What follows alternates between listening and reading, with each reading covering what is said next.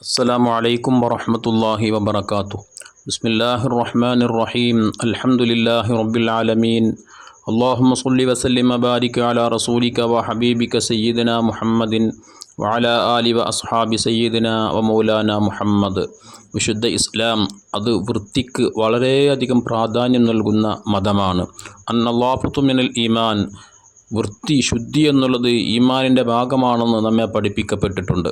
അതുകൊണ്ട് തന്നെ നാം ഓരോരുത്തരും നമ്മുടെ ശരീരം, നമ്മുടെ വസ്ത്രം, നമ്മുടെ വീട്, നമ്മുടെ വാഹനം, നമ്മുടെ പരിസരങ്ങൾ ഇതെല്ലാം എപ്പോഴും വെടുപ്പിലും വൃത്തിയിലും കൊണ്ട് നടക്കണം.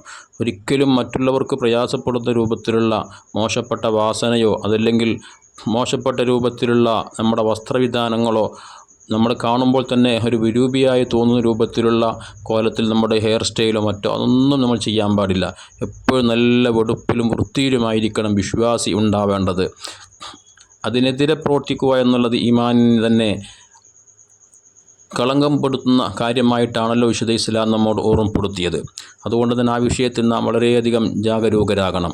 നിങ്ങൾ നോക്കൂ, മഹാനായ ഇമാം അബൂ ദാവൂദ് റളിയല്ലാഹു തആല അൻഹു ജാബിർ ഇബ്നു അബ്ദുല്ലാ റളിയല്ലാഹു അൻഹുവിനെ തൊട്ട് നിവേദനം ചെയ്യുന്ന ഹദീസിൽ മഹാനവകൾ പറയുന്നുണ്ട്, അതാനാ റസൂലുള്ളാഹി സ്വല്ലല്ലാഹു അലൈഹി വസല്ലമ സായിറ, ഹബീബായ മുത്തുനബി സ്വല്ലല്ലാഹു അലൈഹി വസല്ലമ തങ്ങൾ ഞങ്ങളെ സന്ദർശിക്കാൻ വേണ്ടി, ഞങ്ങളുടെ സുഖാന്വേഷണങ്ങളൊക്കെ ചോദിച്ചറിയാൻ വേണ്ടി ഞങ്ങളുടെ വീടുകളിലേക്ക് മുത്തു ഹബീബ് സ്വല്ലല്ലാഹു അലൈഹി വസല്ലമ തങ്ങൾ കടന്നു വരിക.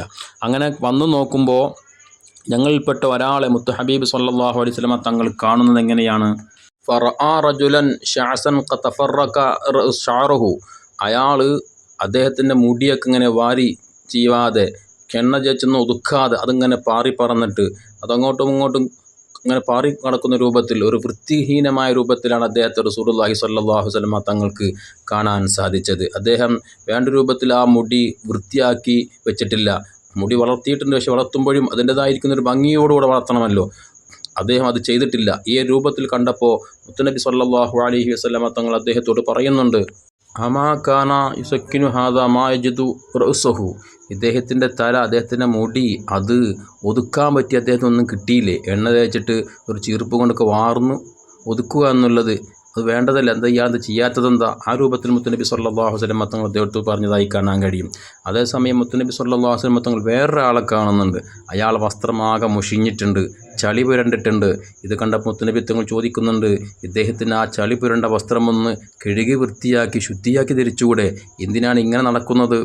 ഈ രൂപത്തിൽ ഒരിക്കലും ഒരാൾ ചെയ്യാൻ പാടില്ല എന്ന അർത്ഥത്തിൽ മുത്തുനബി സ്വല്ലല്ലാഹു അലൈഹി വസല്ലം തങ്ങൾ അദ്ദേഹത്തോടും ഉപദേശിച്ചതായി ഹദീസുകൾ കാണാൻ മഹാന്മാർ പറയുന്നുണ്ട്. മുത്തുനബി തങ്ങൾ എന്താ പറയുന്നത്?